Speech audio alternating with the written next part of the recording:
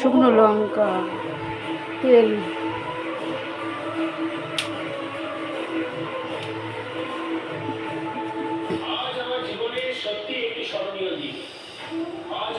শুকনো লঙ্কা তেল দিয়ে দিলাম।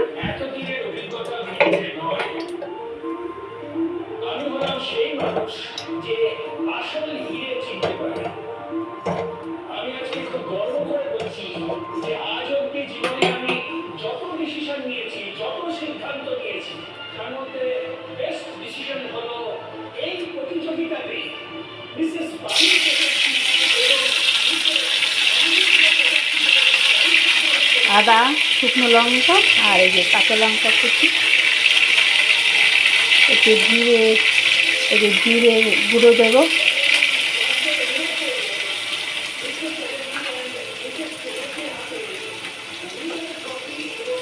একটু ধনের গুঁড়ো দেবো, ধনের গুঁড়ো, জিরের গুঁড়ো, একটু নুন দিয়ে দিলাম, একটু হলুদ গুঁড়ো দেবো,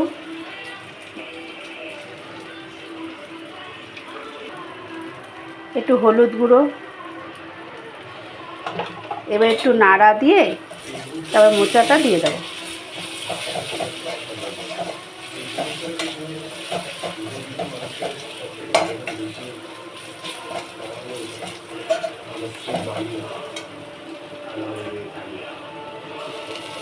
মোচাটা আমি হাতে চটকিয়ে নিয়েছিলাম, হাতে চটকিয়ে এবার এই দিয়ে দেবো।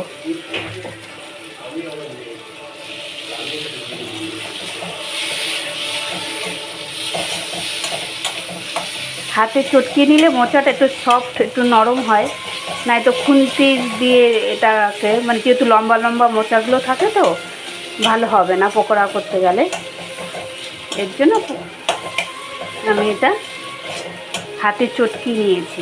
চটকানোর জন্য একটু নরম হয়েছে, সফট হয়েছে।